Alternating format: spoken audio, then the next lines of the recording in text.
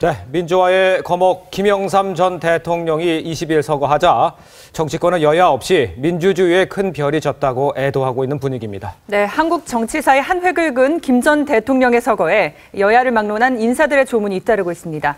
이상희 위덕대 부총장, 정치평론가 이종훈 박사 모시고 이야기 나눠봅니다. 안녕하십니까? 안녕하세요. 안녕하십니까? 자, 총장님, 이제 26일이죠? 26일이죠. 이제 그 상황이 지금 국가장이지 않습니까? 예, 국가장입니다. 여태까지 우리 역대 대통령을 두 번 이제 국장 치렀었던 그렇죠. 그 상황과 어떻게 다른지 좀 설명을 좀 해주시죠. 김대중 대통령 같은 경우에 이제 국장으로 치러졌었고, 노무현 대통령 같은 경우에 이제 국민장으로 치러졌습니다. 기본적인 개념은 법이 개정되기 전까지 국장과 국민장에 관한 법률, 이 법률에 의거해서 이제 그렇게 치러졌는데, 국민장이 국장보다는 한 단계 낮으로 봐야 됩니다. 거기에 대해서는 이제 경비 문제가 국장 같은 경우에 전액을 국가에서 부담을 하는 것이고, 국민장 같은 경우에는 일부를 국가에서 부담하는 것이고, 국장 같은 경우에는 9일에 걸쳐서 하는 것이고, 국민장 같은 경우에 7일에 한해서 하는 것이고, 이렇게 이제 구분이 되어 있습니다. 이 부분을 국민장과 국장을 통폐합하는 것이 작년에 법이 개정된 부분이었습니다. 그래서 이것을 통칭자 국가장이라고 이야기하고, 거기에 대해서 이제 어제 발표가 났습니다만 행정자치부 장관이 제청을 하게 되고, 그것이 국민에 의결하고 그것이 대통령이 받아들여서 제거를 하게 되면은 이제 국가장이 이루어지는 것입니다. 국가장이 이루어지기까지는 방금 보도에 나왔습니다만 26일까지는 각 관공서에 다 조기 개양을 해야 되는 그런 상황이 되고, 국묘지에 안장이 되는 그런 절차를 걷게 되는 겁니다. 국회 이제 앞에서 연결식이 되었습니까? 어떤 의미가 있을까요? 기본적으로 김영삼 전 대통령이 의회 민주주의자죠. 그런 거기 때문에 대통령으로서 뭐 입법기관의 어떤 대표라든가 행정기관의 대표 이런 어떤 의미보다도 국장을 치르기가 가장 대표적이고 상징적인 곳이 국회로 봐야 되고, 김영삼 대통령이 그동안 의회 그 입법기관의 어떤 그 정치적 민주화 이런 부분에 많은 노력을 했었으니까 그에 대한 상징적 의미가 있지 않나 싶어서 국회로 한 거로 보여집니다. 그 지금 여야를 막론하고 각계각층의 인사들이 조문에 나서고 있는데요. 지금 분위기 어떻게 보고 계십니까? 뭐 사실은 지금 여야 불문하고 이른바 YS 키즈라는 분들이 현역으로 좀 많이 활동들 하고 계시지 않습니까? 그렇습니다. 자, 그런 상황이기 때문에 이제 그런 것도 있고요. 그리고 뭐 과거에 이제 뭐 3당 합당 과정을 통해서 사실은 뭐 신군부 세력하고도 그 김영삼 전 대통령이 힘을 합쳐 정치를 같이 했던 뭐 그런 또 경력도 있지 않습니까? 그래서 보수 진보를 다 떠나서 이념을 떠나서 사실은 김영삼 전 대통령의 그 위협에 대해서 지금 이제 평가를 하고 있는 거고요. 뭐 이게 국민적인 입장에서 보더라도 뭐 산업화와 못지않게 민주화에 대한 부분은 역시 평가를 지금 제대로 해줘야 되는 부분이 있는 거 아니겠습니까? 이제 그런 맥락에서 사실은 뭐 여야를 다 떠나서 지금 다 추모를 하는 그런 분위기죠. 이종훈 박사님, 지금 보면은 문제라기보다는 그 추모 얘기를 나왔으니까 얘기인데, 최형우 전 장관 같은 경우에는 뭐 대성통곡을 했고, 또 김무성 새누리당 대표도 가서 울고 상주 역할을 정치적 상주 아버지다 이렇게 얘기. 상도동계 이렇게 밖에서 보면 상도동계 어떤 의미가 있길래 저럴까 이런 생각을 하는데 어떻게 해석을 좀 할 수 있을까요? 요즘하고는 그 과거에 이른바 양김 시대 그 정치할 때 분위기가 상당히 다릅니다. 아마 그 이상희 부총장님 같은 경우는 경험이 있으시겠지만 그 과거에는 동교동하고 이른바 상도동에 아침이 되면 그냥 식객들이 모입니다.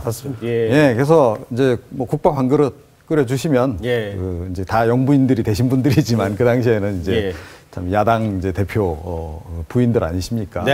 야당 대표들이 그 당시에 굉장히 힘들지 않았습니까? 그렇습니다. 사실은 뭐 정적으로도 힘들었고 또 고난기를 겪었고 경제적으로도 그래서 상당히 압박감도 있었고 그런 과정에서도 이제 뭐 소찬이라도 이렇게 차려서 이렇게 내놓으면 다 와서 한 그릇씩 먹고, 그래서 사실은 그 현관에 그냥 신발들이 막 이렇게 어지러져 있는 이제 그런 그 분위기였단 말이죠. 그러니까 거의 그런 그 한 식구라고 하는 개념 그런 게 굉장히 강했던 거죠. 그러니까 상도동계는 물론 더욱더 이제 그런 것들이 강했고 그렇기 때문에 김무성 대표와 관련해 가지고 김무성 대표가 그렇게 눈물을 흘리고 근데 저게 정말 진심일까 이렇게 생각하시는 분들도 없잖아 있을 텐데 진심일 수밖에 없는 거죠. 그렇게 한솥밥을 먹었던 그런 그 추억들 때문에 그런 겁니다.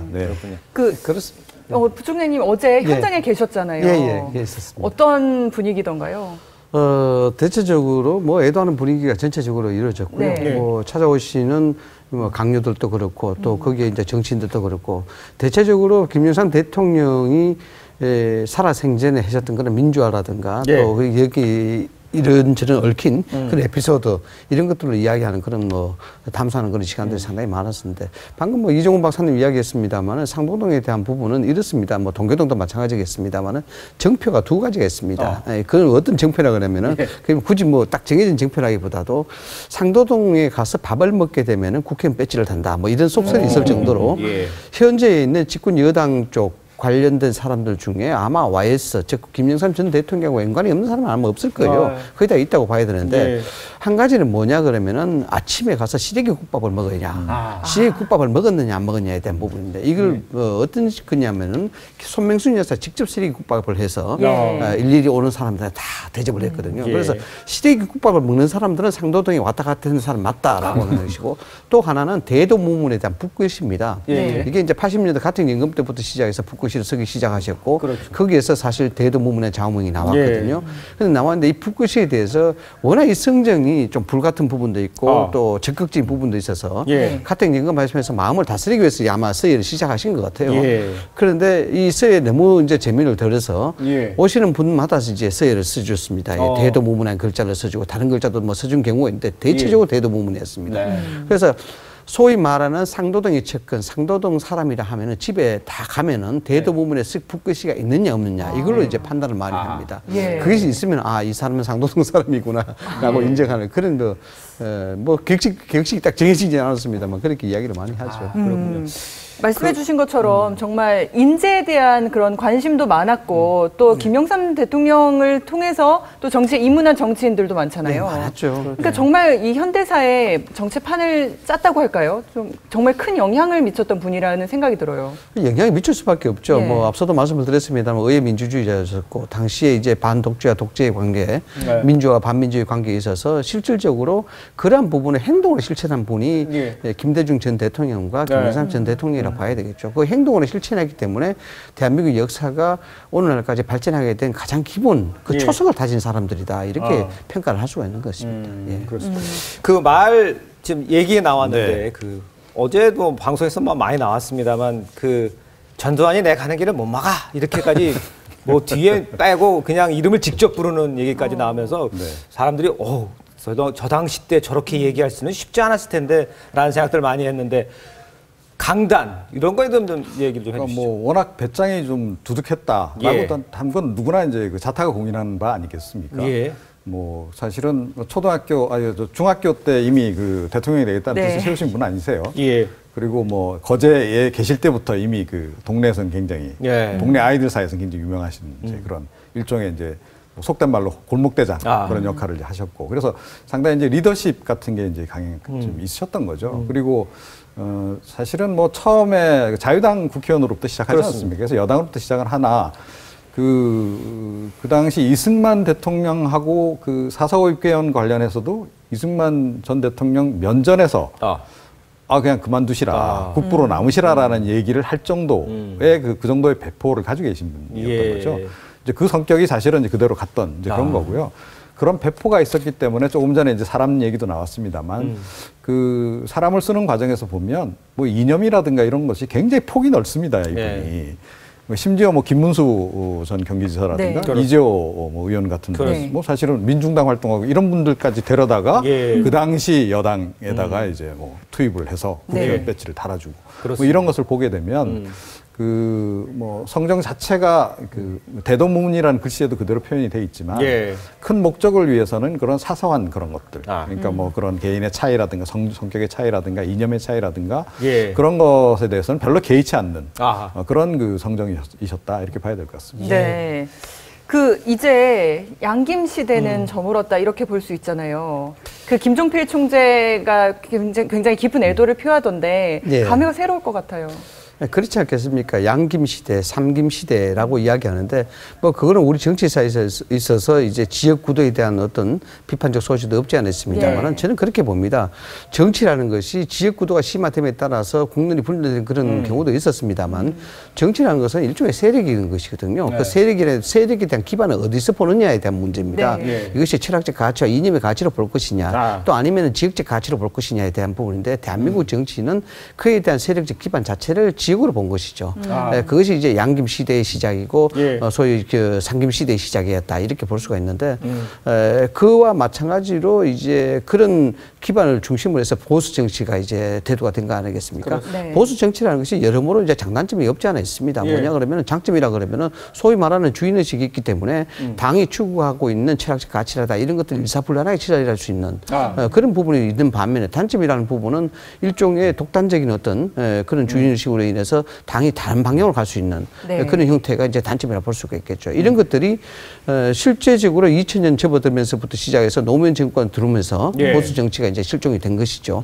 그때부터 소위 최고위원회가 이제 도입이 되고 이때부터는 이제 집단지도 체제가 되고 있는 그런 상황입니다. 그런데 지금의 상황에서 본다 그러면 오히려 이제 보수 정치가 타임형 정치에 맞지 않느냐라는 그런 얘기가 많이 들어오는 것이 집단 체제 방식으로 실제로 당을 운영하다 보니까 지금 뭐 야당도 그렇고 여당도 그렇고 그 소위 말하는 헤게모니 분쟁이 엄청나게 일어나고 있거든요. 이런 것들은 결국 주인의식 실종으로 인해서 당이 방황하고 표류하게 된 것이 아니냐 이렇게 이야기하는 부분입니다. 마지막으로 세 번째는 이제 하나만 더 말씀을 드리자면은 보수 정치에 있어서 우리가 현 정치인들이 본받아야 될 것은 결국 희생과 책임입니다. 지금 당 대표라든가 뭐 문재인 당 대표도 그렇고 뭐 새누리당 이쪽도 마찬가지겠지만은 김영삼 전 대통령이나 김대중 전 대통령들이 왜 소위 말하는 그렇게 지지자들로부터 열렬한 곽강을 받았고 지지를 받았냐, 박수를 받았냐 그러면은 그 책임과 희생이 그 결단력이 있거든요. 아까 이야기하셨듯이 골목에서 전두환이가 나를 못 막는다. 이런 결단력, 이런 부분들이 감동을 잡아줬고 열광을 하는 부분이거든요. 그러니까 지금 지도자들은 과연 그런 자세들이 있느냐라고 봤을 때 물음표를 느낄 수밖에 없는 것이죠. 뭐 사실은 흔히 이제 양김시대 얘기를 많이 하는데요. 박정희 vs 양김시대라고 이제 보는 것이 정확하죠. 그러니까 박정희 전 대통령이라고 하는 존재를 빼놓고 양김을 얘기할 수는 없는 거거든요. 그리고 이 양김을 중심으로 해서 이른바 보수 정치가 이제 될 수밖에 없었고 또 상도동과 동교동에 그렇게 사람들이 구름대처럼 모일 수밖에 없었던 그런 저간의 사정들도 우리는 좀 봐야 된다. 뭐냐면 이 두 분이 사실은 그 당시에 굉장히 희생을 많이 하지 않으면 안 되는 상황이었거든요. 그러니까 군사 독재와 이른바 군사 독재와 이제 저항하는 과정에서 핍박을 많이 받을 수밖에 없잖아요. 여러 가지로. 그래서 아무나 이렇게 전면에 나서기를 굉장히 꺼릴 수밖에 없는 그런 상황이었습니다. 그래서 전면에 나선다라고 하는 것은 개인적으로 굉장히 많은 희생이 이제 뒤따라야 되는 그런 과정이었고 그 일을 두 분이 해낸 거죠. 그러니까 다른 사람들에 앞서서 그런 일을 해냈고 또 그런 상징성이 있었고 그런 상징성이 있었기 때문에 사실은 국민들도 그 두 분을 중심으로 해서 이렇게 모일 수밖에 없었던 그래서 사실은 그 어쩔 수 없이 그런 보수 정치 그런 것이 있었던 그 측면이 없잖아 있고 또 그 당시 민주화 운동이라고 하는 것 자체가 그 민주화 투쟁이라고 하는 것 자체가 그야말로 그 거의 비밀 결사체 활동 비슷하게 이렇게 전개를 할 수밖에 없었거든요. 그러니까 뭐 워낙 감시도 많고 이제 그런 상황. 이제 그러다 보니까 이제 보스가 밀실에서 그 소수의 사람들과 뭔가 이렇게 공모를 하고 사건을 일으키고 사실은 뭐 어떤 투쟁을 벌이고 이런 과정을 거칠 수밖에 없었던 그런 측면도 우리는 함께 고려를 해야 된다. 지금 양김 얘기 나왔습니다만 직관적인 김영삼 전 대통령 그리고 디테일에 강했던 김대중 전 대통령. 서로 라이벌이면서도 동지였지 않습니까? 좀 어떻게 좀 크게 어떻게 다르다 이렇게 볼 수 있어요. 동지이자 경쟁적 관계고 뭐 그런 거죠. 대한민국 정치 역사에서 두 분을 빼놓고 이야기할 수는 없는데 유신과 반민주 투쟁에 있어서는 상당한 동지적 관계였었고 뭐 함께 희생하는 그런 관계였었죠. 평상시에 두 사람이 굉장히 친했다고 이야기를 전해지고 있습니다. 그 얘기는 평상시에 그 언론의 보도에 보면은 막 많이 나와 있습니다만은 김대중 대통령을 보고 김영삼 전 대통령은 니는 왜 그렇게 쉬운 일을 어렵게 생각하노? 라고 물으면은 김대중 대통령은 김영삼 전 대통령을 보고 그게 무슨 어렵다. 니는 쓸데없는 일을 아주 너무 쉽게 생각한다. 뭐 이런 식으로 이야기할 정도로 두 사람 대화가 아주 좋았었고요. 결국 87년도에 단일화 실패 이후에 이제 두 사람이 결별하게 됐는데 뭐 정치 역사상에 있어서는 저는 아직까지도 두 분이 뭐 다 돌아가셨습니다만은 영원한 정치적인 동맹 관계가 아닌가, 동지적 관계가 아닌가. 제가 조금 단순화시켜서 말씀드리면요. 그러니까 뭐 나무를 보지 말고 숲을 봐라 뭐 이런 얘기들을 흔히 많이 하지 않습니까? 그러니까 김대중 전 대통령은 나무도 열심히 좀 챙겨서 봐야 된다라는 그런 생각을 가지신 그런 그 소신을 가지셨고, 그 반면에 이제 김영삼 전 대통령 같은 경우에는 아니 숲만 보면 되지 굳이 뭐 그렇게 나무까지 이렇게 자세히 볼 필요는 없다. 이런 그러니까 나무와 숲의 차이 그런 차이점이 있었던 것 같고요. 사실은 이 두 분의 그런 그 성격적인 차이가 그 줬던 시너지 효과도 상당히 있었다라고 생각을 합니다. 양쪽에서. 그렇죠. 그러니까 민주화 투쟁 관련한 어떤 디테일한 정교한 어떤 이론적인 뒷받침 그런 것들은 뭐 김대중 전 대통령이 예전에 뭐 대중경제론도 쓰시고 하셨지만 상당히 그 공부를 많이 하셨잖아요. 그래서 그렇습니다. 디테일하게 자세하게 논리적인 그런 뒷받침을 하고 이제 전면에 나서서 투쟁을 해야 되는 그런 그 상황 그런 거에서는 사실은 김영삼 전 대통령이 오히려 그 깃발을 들고 앞장서 나가는 그런 면도 있었다 이렇게 봐야 될 것 같죠. 자, 그러면 여기서요, 김영삼 전 대통령의 빈소가 마련되어 있는 서울대병원을 다시 한번 연결해 보도록 하겠습니다. 강동원 앵커 나와주십시오. 네, 저는 김영삼 전 대통령의 빈소가 마련된 서울대학병원 장례식장에 나와 있습니다. 김영삼 전 대통령은 정치사의 거목답게 숱한 기록을 남겼습니다. 최연소 국회의원부터 가택연금 그리고 단식까지 그의 영역이 얽힌 삶을 김혜민 기자가 돌아봤습니다. 김영삼 전 대통령은 1954년 국회의원에 당선됩니다. 당시 만 26살 최연소 국회의원입니다. 38살에 원내 총무를 지내고 47살에 야당 총재로 취임하는 등 숱한 최연소 기록을 남깁니다. 이 나라의 민주주의를 회복하기 위하여 여러분의 선두에 설 것이며 최다선 국회의원과 최다선 원내 총무 기록도 여전히 깨지지 않고 있습니다. 김 전 대통령은 1954년 당시 이승만 대통령의 삼성 개헌에 반대하면서 자유당을 탈당합니다. 30여 년 야당 생활의 시작이었습니다. 박정희 정권 시절엔 반유신 투쟁으로 총재직 박탈과 의원직 제명까지 당합니다. 1983년 전두환 정권에선 가택연금이 되자 23일간 단식 투쟁으로 맞섰는데 최장 단식 기록입니다. 김 전 대통령은 1990년 이른바 3당 합당이라는 마지막 승부수를 띄웁니다. 당시 변절자라는 비난에 직면하자 호랑이를 잡으려면 호랑이굴로 들어가야 한다는 말로 주변을 설득합니다. 그리고 32년 동안의 군사 정권을 끝내 첫 문민정부 대통령이 됩니다. TV조선 김혜민입니다. 정치에 뛰어든 김영삼 전 대통령은 40년이 넘게 기나긴 반독재 투쟁을 해왔습니다. 그의 인생을 윤혜용 기자가 전달합니다. 김영삼 전 대통령은 자유당 의원 시절 이승만 대통령의 삼선 개헌에 반대해 자유당을 탈당했고, 신민당 원내 총무 시절에는 박정희 대통령의 삼선 개헌에 반대하다 초산 테러를 당하기도 했습니다. 선명 야당의 기치를 내걸고 신민당 당권을 쟁취한 김영삼 총재는 이 자리에서 박 대통령에게 유신 철폐와 민주화를 요구했다. 유신 이후에는 제1야당 신민당 총재로 반유신 투쟁을 벌였고, 오공화국 신군부에 맞서다 2년 동안 가택연금을 당했습니다. 나를 강금할 수는 있어. 힘으로. 이런 식으로 힘으로 막을 수는 있어. 그러나 내가 가려고 하는 민주주의의 길은 말이야,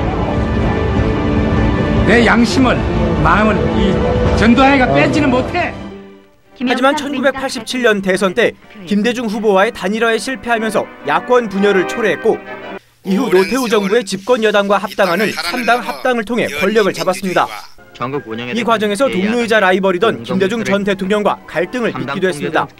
TV조선 윤혜우입니다. 김영삼 전 대통령은 대통령에 취임해서 군부 청산 등 역사 바로 세우기에 시도를 했고, 금융실명제 등 굵직한 개혁을 통해서 민주화를 실현했습니다. 윤창기 기자입니다. 김영삼 전 대통령은 취임 첫 해인 1993년 8월 12일 금융실명제를 전격 발표합니다. 이 시간 이후 모든 금융거래는 실명으로만 이루어집니다. 준비 작업과 발표 모두 극도의 보안 속에서 이뤄졌습니다. 기득권의 거센 반발이 예상됐기 때문입니다. 부정한 방법으로도 잘 살기만 하면 된다는 의식을 버려야 합니다. 전격 실시했다. 금융실명제는 뿌리 깊던 부채고리를 끊는 전기가 됐고 김영삼 정부의 경제개혁 정책은 부동산 거래 실명제로 이어졌습니다. 이와 함께 정부는 부동산 실명제를 실시, 고질적인 부동산 투기를 근절함으로써 땅값 안정을 가져오게 됐다. 군사정권 청산도 김영삼 전 대통령의 대표적인 업적입니다. 군 요직을 독점하던 군부 권력인 하나회를 전격 해체시키고 5.18 특별법을 제정해 전두환, 노태우 두 전직 대통령을 법정에 세움으로써 성공한 12.12 쿠데타 세력을 역사적으로 단죄했습니다. 이 밖에 김 전 대통령은 군 장성들의 율곡사업 비리 수사와 공직자 재산 공개 시행으로 뿌리 깊은 부패고리를 끊었습니다. TV조선 윤창기입니다. 김영삼 전 대통령은 대한민국 정치사에서 빼놓을 수 없는 촌철 살인의 달인이었습니다. 김영삼 전 대통령의 어록을 최현식 기자가 보도합니다. 김영삼 전 대통령은 민주투사 시절부터 직설적인 언변으로 독재 권력의 심장을 겨눴습니다. 국회의원직에서 제명되자 닭의 모가지를 비틀어도 새벽은 온다는 유명한 말을 남겼습니다. 1979년 12.6 사태가 나기 2달 전엔 정권의 최후를 예언하는 듯 했습니다. 이 암흑적인 정치, 살인 정치를 감행한 이 정부는 피령고 멀리 않아서 반드시 쓰러질 것이다. 쓰러지는 방법도 무차별히 흐려질 것이다 하는 것을 예언해 보는 것. 전두환 정권에서 가택연금 당시 양심은 가두지 못한다고 했던 쩌렁쩌렁한 항의도 회자됩니다. 나는 강금할 수는 있어. 힘으로 내 양심을, 마음을 이 전두환이가 뺏지는 못해. 대통령 취임 이후 일본의 망언에 대해 버르장머리를 고쳐놓겠다고 했습니다. 외교 결례 논란도 있었지만 국민들의 속을 후련하게 달랬다는 평가를 받았습니다. 군부 사조직 하나회를 숙청한 뒤 반발에 부딪히자 개가 짖어도 기차는 달릴 수밖에 없다고 경고했습니다. 올바른 길에는 거칠 것이 없다는 대도무문. 평소 즐겨 썼던 이 문구의 뜻만큼이나 김 전 대통령의 발언은 직설적이고 거칠 것이 없었습니다. TV조선 최현식입니다. 지도자 김영삼은 3당 통합.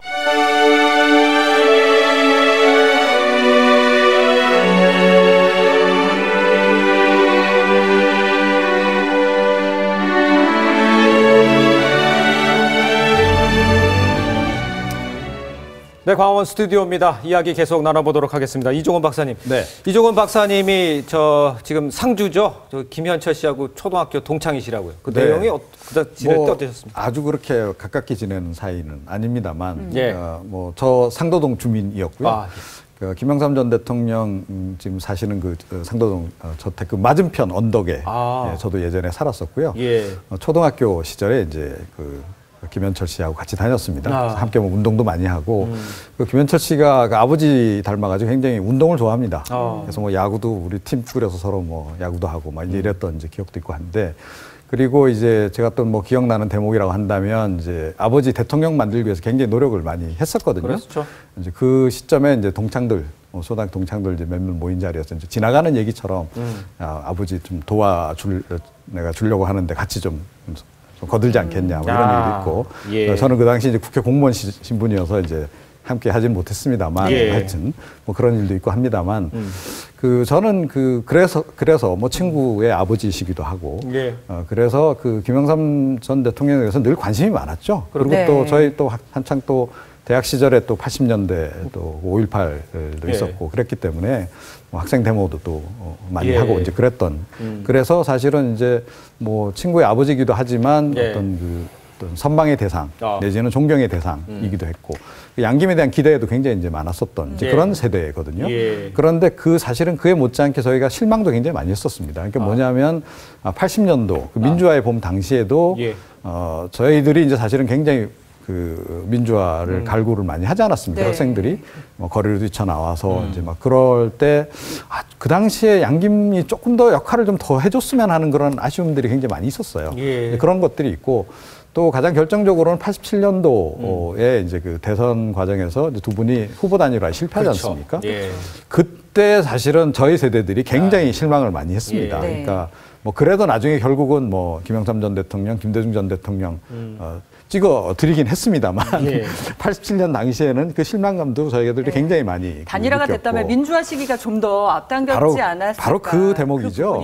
그 대목이고 그래서 이제 공가를 이제 따지지 않을 수 없는 이제 그런 부분이 있는데 뭐 좀 돌이켜 생각해 보면 그럴 수밖에 없었던 측면도 없잖아 있다라는 생각은 이제 해요. 왜냐하면 뭐 전두환 정권에서 노태우 정권을 거치지 않고 바로 과연 김영삼 정부나 김대중 정부로 넘어갈 수 있었을까? 이제 그런 부분을 생각해 보면 역시 그럴 수밖에 없었던 그런 측면도 없잖아 있었던 것 같고 그리고 이제 좀 이건 사실은 뭐 약간의 검증이 더 필요한 부분이기도 합니다만 87년 두 분이 이제 단일화를 못하는 과정에서 역시 그 당시 신군부 세력 쪽으로서는 두 사람을 좀 역시 합쳐지는 것보다는 분열시키는 것이 훨씬 더 나았기 때문에 뭔가 일종의 그런 방해 공작 같은 것들도 좀 작용하지 않았을까 뭐 그런 생각들을 많이 하게 되죠. 근데 뭐 조금 후회스러운 민주화 세력으로서 후회스러운 대목 아니겠습니까? 그 부분이.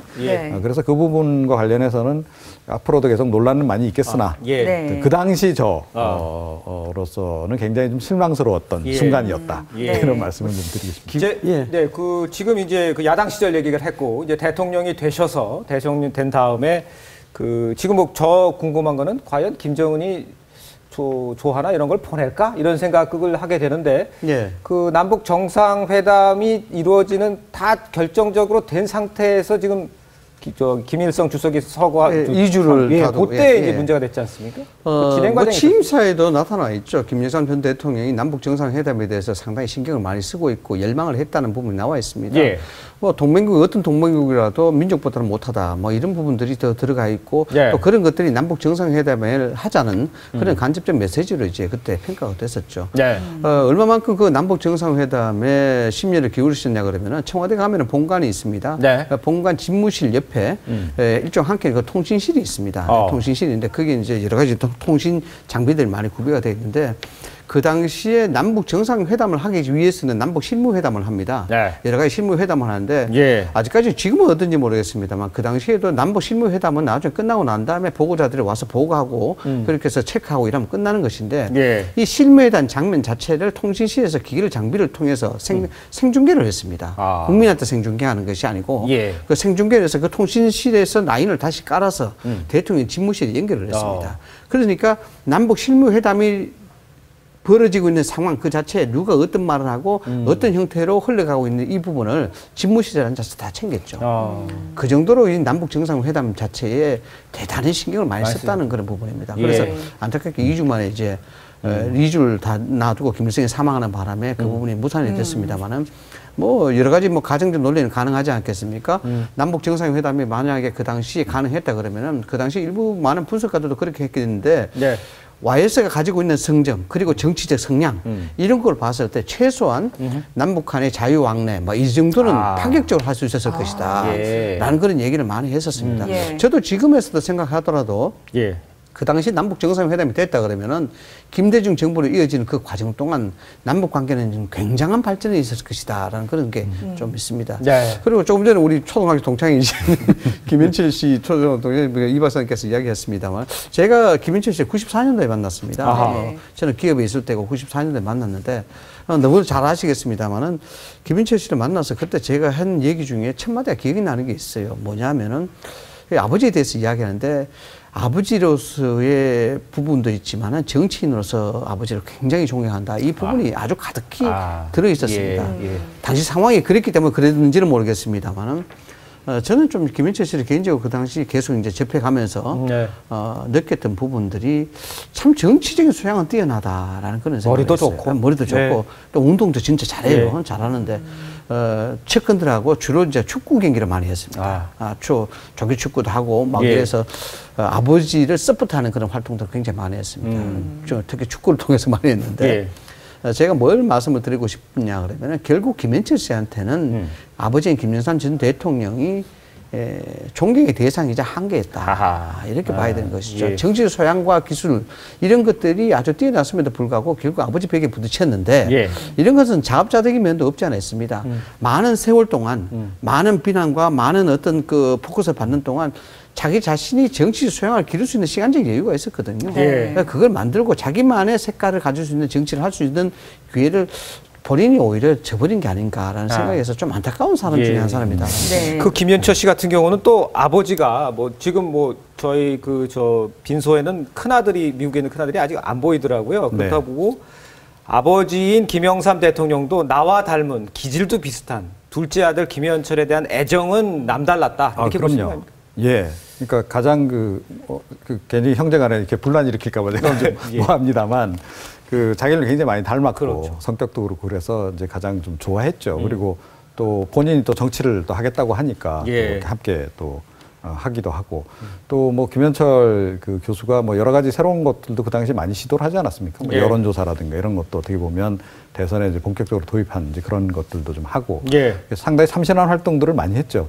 그럼에도 불구하고 뭐 친구로서 제가 이제 이제 보면서 느꼈던 것은 역시 너무 젊은 나이에 권력의 핵심에 들어가다 보니까 뭐 유혹도 많지 않았겠습니까? 그렇습니다. 그런 것들을 좀 극복하기가 좀 어려웠던 것이 아닌가. 그러니까 만약에 김현철 교수도 김영삼 전 대통령처럼 청년 시절에 그런 힘든 과정들, 그러니까 뭐 김영삼 전 대통령이 야당 시절에 겪었던 것과 같은 뭐 그 정도는 아니더라도 그런 힘든 과정을 통해서 정치를 배우고 성장을 했더라면 뭐 김영삼 전 대통령 못지않은 그런 정치력을 이제 가진 정치인으로 성장할 수 있었지 않았나 그런 생각을 하고요. 개인적으로 가족에 대해서 이제 말씀하셨으니까 생각이 나서 한 말씀 드리자 그러면은 지금 김현철 씨는 김현철 씨 말고 위의 형 김현철 씨는 국내에 있습니다. 국내에 있는데 거동을 못 합니다.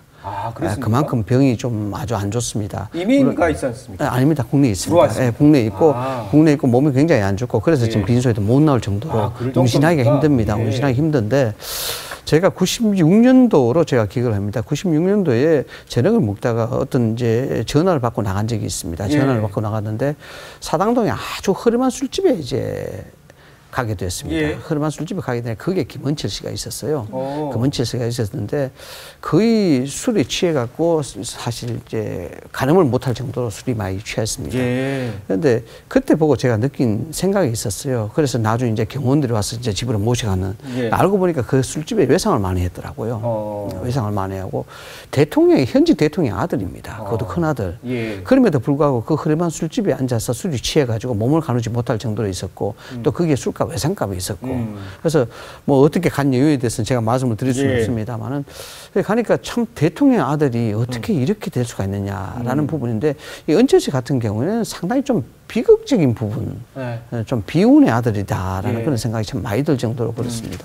그래서 나중에 지금 현재 보면은 2011년도 1월 달에 김영삼 전 대통령이 가지고 있는 전 재산을 국가에 헌납을 했죠. 50을 다 헌납했는데 그 헌납에 대한 내용이 상도동에 대한 자택 그리고 거제도에는 생가 다 포함해서 재산 다 헌납했습니다.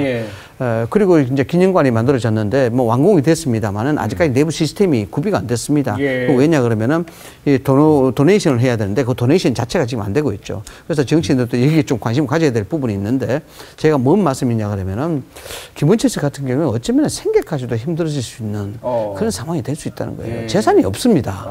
전혀 뭐 아버지가 물려주실 재산도 있는 것도 아니고 헌납 다 해버렸고 아버지가 가지고 있는 그런 빛나는 족적 그런 영광 이런 거에 비해서 아들들에 대한 부분들은 너무 어둡게 지금 가려져 있다는 부분도 한번 이 기회에 재정할 필요는 있다는 부분 생각합니다. 사실은 이제 뭐 말씀을 하시니까 막 김영삼 전 대통령이 마지막 순간까지 가장 안타까웠던 대목.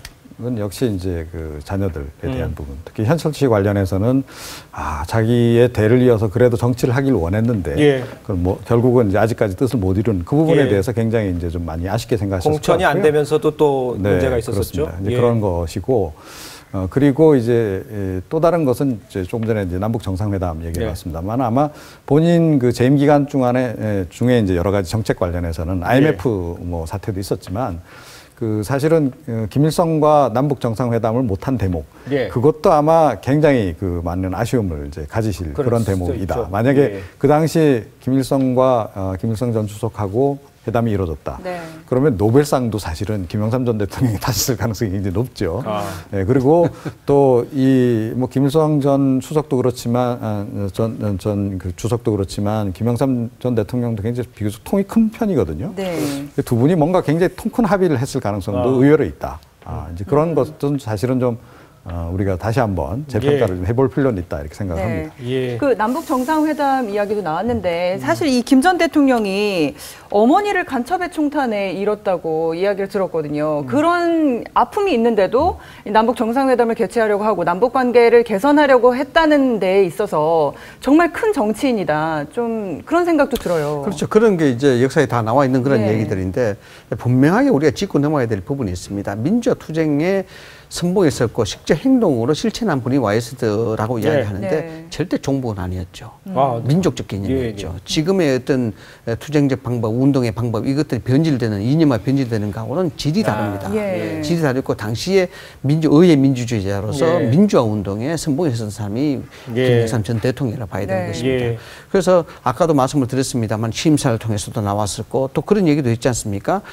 꽃피는 봄날이 되면은 백두산이든 한라산이든 언제든지 남북한이 만날 수 있다라고 이야기를 했습니다. 그럼 민족적 개념이 아주 투철한 분이라고 해요. 저는 YS를 이야기할 때 어디 가더라도 그런 이야기합니다. 민족주의자지. 민족주의자의 틀을 놓고 보는 것이 YS를 설명하기가 훨씬 쉽다라고 이야기합니다. 그런 측면에서 남북 통일에 대한 부분을 남북 정상회담에 대한 부분을 그만큼 애정을 갖고 받지 않느냐라는 생각을 합니다. 알겠습니다. 자, 지금까지 이상휘 위덕대 부총장, 정치평론가 이정훈 박사와 함께 이야기 나눴습니다. 감사합니다. 고맙습니다. 고맙습니다.